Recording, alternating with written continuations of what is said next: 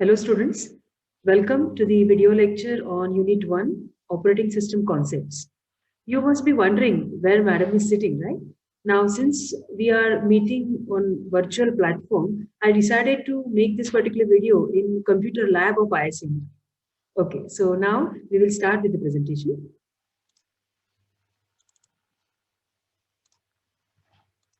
So here in this particular video lecture, we are going to start with Unit 1 contents as per the syllabus.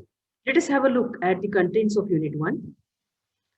In this particular unit, we are going to learn the overview of operating system along with the functionalities and characteristics, some hardware concepts related to OS, CPU states, I/O channels, memory management, logical and physical memory conversion, paging, demand paging, and many concepts related to memory management. So let's start. First of all, in this particular video lecture, we are going to discuss on the major functionalities of operating system. You can see here, there are 6 major functionalities I have listed in this particular slide. The first function, process management. Second, resource management. Third, file management. Fourth, communication management. Fifth, security management. And sixth is memory management. Now, in this video lecture, we are going to just touch upon all these functions. Exactly what is the role of operating system with respect to each function. Talking about process management.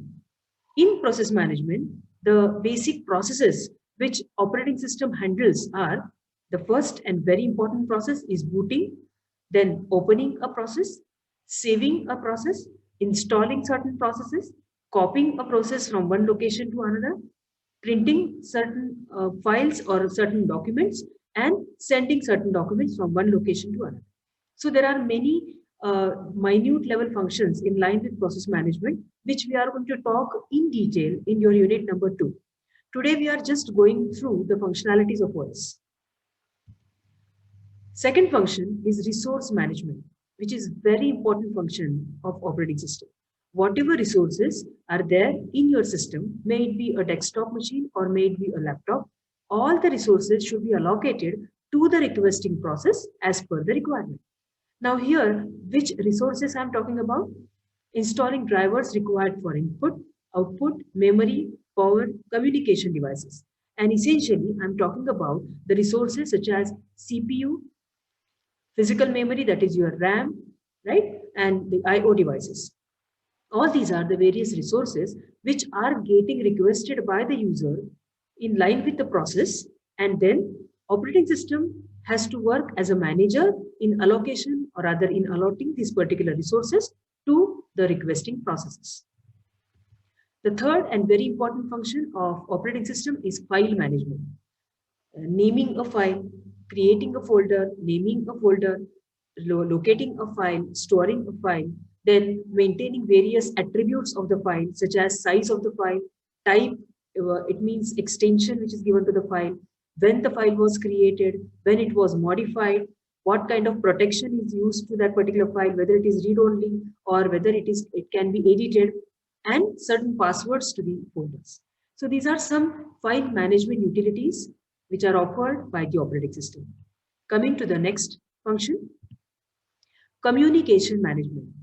Now, what kind of communication operating system manages? You can see from the slide, user, application, software, hardware. Now, what do you mean by that? The communication happening between the application and the operating system via the device or via the hardware, it is to be maintained by the operating system. Then talking about the communication, it can be a network-based communication if it is local area network, then how the TCP/IP configuration is made to that particular system so that that system becomes part and parcel of the network, wherein communication plays a very important role and which is again taken care by operating system. Next, command interpretation. It means if you are using command line mode, then through that particular command line mode, whatever commands you are firing, how those commands are getting interacted with the system.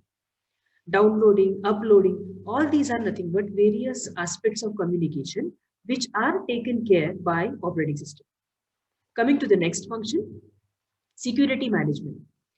Now, in security management, we talk about virus management, then certain messages in line with some security breaches, dialog boxes with respect to the security features which are offered by the operating system, firewall policies, passwords, then the authentication, access protection, all these things or all these factors come under the security management feature or security management function of operating system. Then we talk about memory management. And of course, in this particular unit, we are going to talk in much detail about memory management.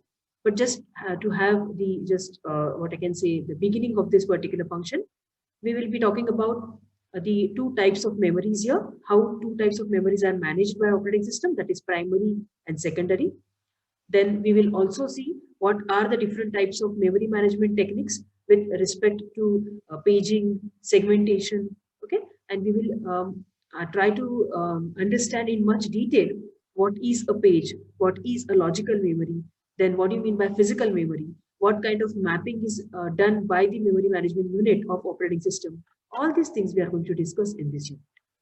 But today, in this video lecture, we have just brushed upon the various functionalities of OS. I hope you could understand this. So thank you for watching and stay tuned for my next video.